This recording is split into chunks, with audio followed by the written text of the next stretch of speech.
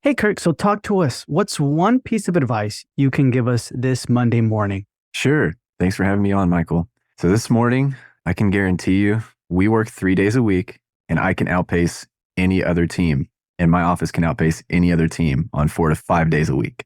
And that's due to scheduling efficiency. So something that we do very well is we look at the schedule about every quarter and see what we can do to improve, see where bottlenecks are. We ask our assistants and our hygienists and our front desk, like, hey, where are you seeing inefficiencies in the schedule? And we can adjust that accordingly. But it's not cookie cutter. Obviously, I can give you frameworks, but at Mhm. the end of the day, like I know I was talking to a client of mine the other day, and we were looking at one of his doctors out of seven, and I was just asking him simply, like, okay, how long do you do each procedure? So write down how long it takes you, and ask your assistants too, because like doctors are oblivious to sometimes to things, and like ask like. How long does each procedure take? How long does a three surface filling take? How long does a crown prep take? How long does this take? And when you figure out how long those procedures take, you can then look at the schedule, figure out the goal you're trying to hit, and really just customize where you want throughout the schedule to run in order to actually hit those goals. I know, like I said, that client of mine, his goal was to hit, 4,800 a day after adjustments. And after just looking at his schedule and simply asking those questions, we were able to focus on the larger procedures, fill in with the smaller restorative procedures, and now his goal is 6,500 to 7,000 just by simply asking those questions, not anything else. Interesting. So, what are the specific questions we should be asking the team or ourselves? Sure. So, like I said, it's asking how long does each procedure take that I Mhm. do, and you can add that up. Like, okay, I know a two surface filling, like getting small, right? Mhm. Looking at the micro level of everything, and I know something that my wife used to do was, most ops have timers in them for the Mhm. curing and different things, or they count and whatnot. So move your appointments based off of how long it takes the doctor to get that patient out of the room. So when they start them at the certain time and then adjust that appointment time to where it actually took the doctor that long. That's another way that you can calculate that. Like the assistant knows that they left at 9:40 instead of scheduling it to 10 o'clock. So you Mhm. move that up to 9:40 and then you look at the schedule and like, okay, this is actually how long it took me to flow through the schedule, do all these things, check hygiene, come back and do everything else. So that way you can actually see how long these things take. If you are just kind of putting things together, as James Clear says, like we don't rise to our goals, we fall to our systems. Mhm. So we're only as good as what the systems that we have. So if you know exactly how long it takes you, then you can schedule accordingly, train your front desk and scheduling operatories to know exactly how long each procedure takes with some buffer time, of course, because I know things don't always take that long or it takes longer sometimes with a curveball. But then you can kind of get a guide together of how to schedule efficiently. So that way it doesn't feel like it's super chaotic. Because I know that's kind of that target market that I typically talk to is people that are 3 to 5 years out. And in order to really increase their revenue, the only way they feel like they can do that is by doing more. Well, really, they're probably not optimizing what they're already doing. They just feel like they have to do more. So it comes Mhm. down to Parkinson's law. So you fill the time that's allotted for it. So for instance, we do 3 days a week and we do almost double, if not more than what most dentists do on 4 to 5 days a week, production and collections wise. Just because if it snows on Monday, I know, we've been snowed out all week. If it Mhm. snows on Monday and you're there Tuesday, Wednesday, Thursday, you have to find a way to fit those patients in throughout the week. And it's a small margin that you have to add in and you figure it out. So why don't you force yourself to figure out an efficient way to do that every single week? And so that's what we've done by using these small tips and tools that I've just told you. Gotcha. Okay. So then, have you ever seen, Kirk, where someone is doing that, but then they kind of feel rushed? Nobody's Yeah, rushing them, but then they're right. like, I'm rushing, and this maybe the quality Sure. may go down, or what are your thoughts? Yeah, it's definitely a feeling that you're going to have. So it's kind of two prong or really three prong. So obviously you have to figure out what you're doing as a doctor. You have to relay that to the scheduler up in the front, but then you also have to train your clinical team. So a lot of people feel rushed, honestly, because they're doing things that doesn't require their license.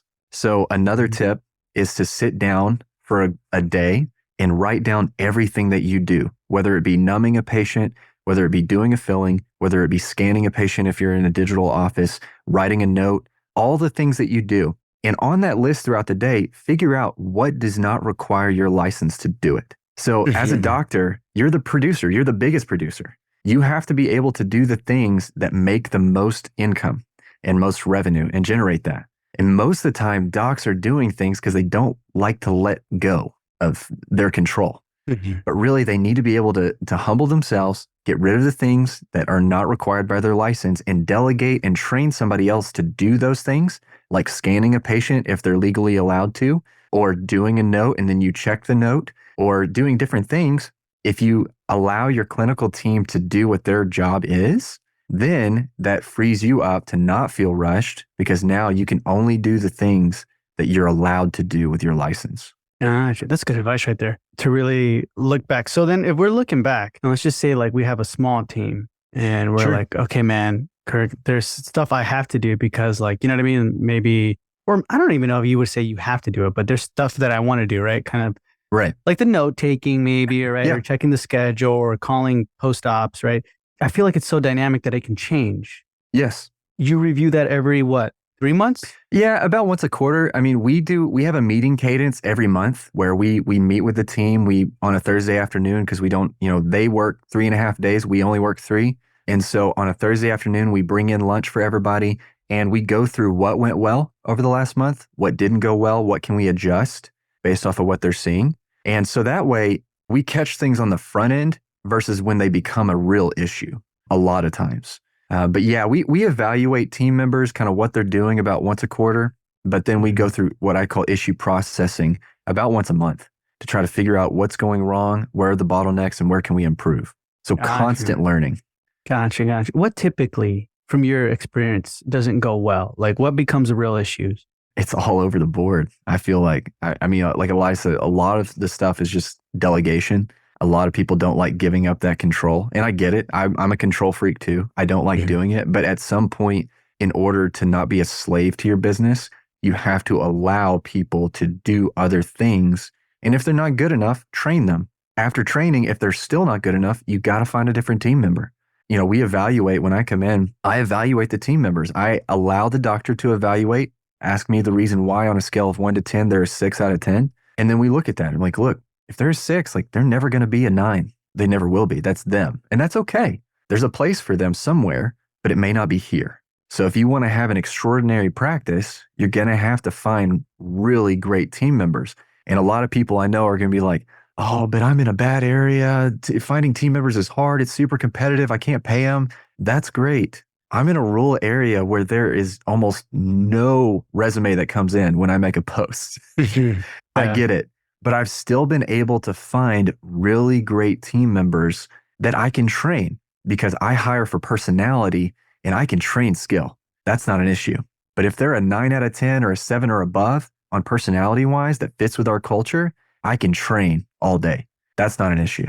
Hiring for personality more so than skill. Skill's a plus. Gotcha. Okay. So would you say it's more when you go back into an office and you're saying like, hey, there's an issue. Then you kind of go the next quarter, same issue. You say it's more like a team. Like, hey, somebody's dropping the ball here. Susan, it's you, or Billy, it's you, kind of like that, or kind of, or as Jocko Willink says in Extreme Ownership, and I say this all the time, there are no bad teams, just bad leaders. So part of what I do too is developing leadership skills in these doctors.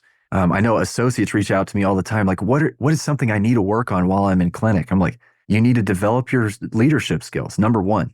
Because when and try it on your peers too. Like you can work in clinic and lead your peers to do that. Then when you get to a team setting, like in an office where you own the practice, even if you're an associate, you can develop those leadership skills and really grow. So that way, when people come to you for things, you can train them and they respect you enough to actually want to do it instead of you dictating that they do it. I like that, man. So it's kind of like developing these leadership skills or being a leader for your schedule. That way, like the schedule doesn't lead you. You know what I mean? You're just following. Oh, there's another no-show, right? When it comes to that, like you're making the whole schedule and then there's like, oh my gosh, this root canal took way longer than expected. Sure. And the patient didn't numb as much. And the buffer or like even a no-show, how do we determine that? Like as far as so the schedule doesn't fall apart. We don't are super rushed now and stuff like that. So, I mean, obviously things like that are going to happen. There are days even on our schedule that feels chaotic. It's far and few between the more that we've done it. But the way that we really be able to fill the schedule with no shows is through emergency appointments. So like we have strategic emergency appointments throughout the day. That way, and we always tell them, look, you're not going to get work done today. We frame it that way. Like, you're not going to get work done today. We're going to take a PA, do a limited exam, see what's going on and get you out of discomfort. And then if we have time, we'll do it. But most likely you won't get anything done today. But the great thing is that if there is a no-show or a cancellation, then we can actually do that work. And then they're happy. Our schedule's happy because we're hitting that goal still. And it kind of goes from there. And it's about asking certain questions, getting as much information about that emergency patient to know where to put them. Because if I know that half the tooth is cracked or it's broken or a filling fell out or whatever, I kind of know what that's going to be on the back end. So I can schedule accordingly. If that crown falls off and that emergency patient's scheduled at the same time, I just pop them over, do the crown, and it's done. And that appointment wasn't a loss. But another way to fill in that schedule with, not having no shows is by charging a deposit. So we have most of our work make a deposit before they leave to schedule that appointment. They do a $50 deposit that goes towards their treatment. And now after we've trained our patients, now they're like, yeah, I get it. Like, I understand. And that way, if they don't show up or give us a 48-hour notice with our business days, then we have that $50 no-show fee already. We don't have to worry about chasing it now. And they just have to make another deposit in order to schedule. Once you educate the patients on that, then it's really not a big deal. They come to expect it. You're going to get some pushback, and that's okay. But most likely, those people who are pushing back weren't going to show up anyway. Mm-hmm. So really, you're quietly dismissing your patients through your policies instead of having to tell them, hey, look, it's just not going to work out here. Yeah. Awesome. Okay. All righty, Kirk. Thank you so much for your advice. Where can people find you or reach out to you? Sure. The best way is on Instagram at Kirk Teachout. I'm on there all the time. I'm always on there.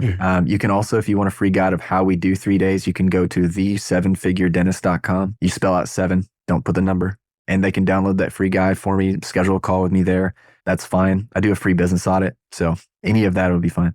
Awesome. So that's going to be in the show notes below. And Kirk, thank you so much for being with me on this Monday morning episode. Yeah, of course. Thanks, Michael.